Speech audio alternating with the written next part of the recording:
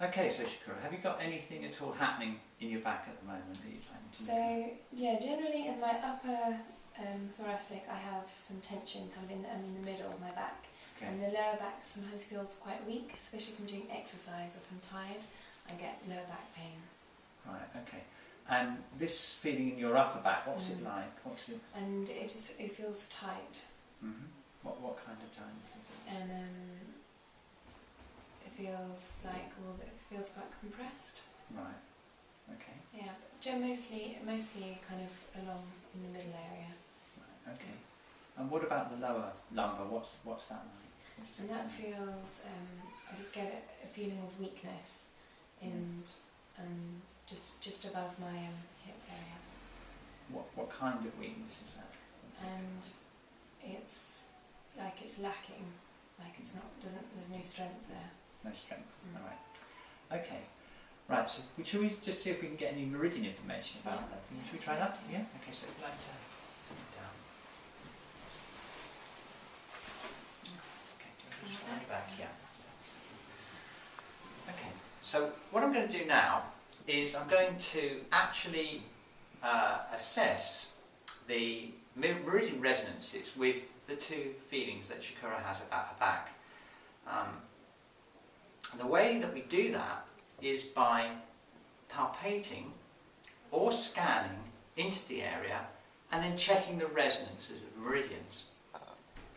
Now, as we've discussed in earlier resources, Matsunaga's great contribution through the meridian expressions was to experience the meridians as being holographic structures through the whole body.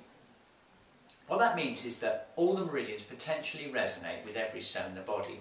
So although we have the map of the back area and we have the U-points, any meridian can resonate with any part of the back. And to test that, what we do is this technique.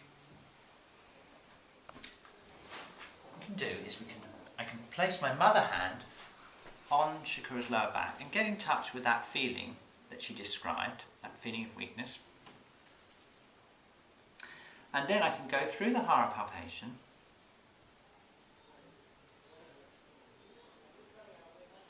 and what I'm doing here is I'm listening with my mother hand on her back and I'm just experiencing any resonances with that lower back area. Okay? And there are a couple of meridians that came out. One of them was the heart meridian, and its pair, the small intestine meridian. Certain amount of resonance with the bladder and kidney, as we might expect.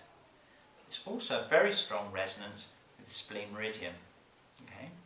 So now I know that the heart and small intestine and the spleen meridian, not so much the stomach, are contributing to that feeling in the back, which we may not necessarily have guessed from the area. Later on, we'll find out what implications that has for when we go to treatment. Okay, so far so good.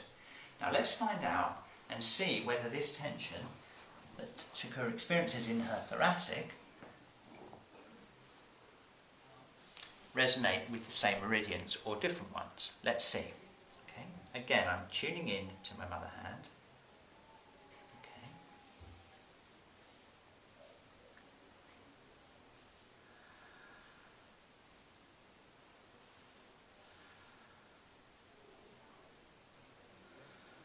Okay, now this is very, very interesting because I'm getting the same resonance here with the heart and small intestine meridians, but this time I'm getting more of a strong response from the stomach meridian, but also from the spleen. Again, a background feeling, but not so strong with kidney and bladder. So that meridian assessment tells us that both the lower back and the thoracic are dominated, in Shakura's case, by the earth and the fire meridians, which is certainly something we may not have predicted from the meridian area locations. And that's a very, very interesting way that the whole Shiatsu energy work system can be completely flexible and very direct, because what we're doing is we're feeling the actual resonances, not from a theoretical point of view, but the actual resonances in the energetic tensegrity system. And of course the next thing that we can do is we can go on to treat that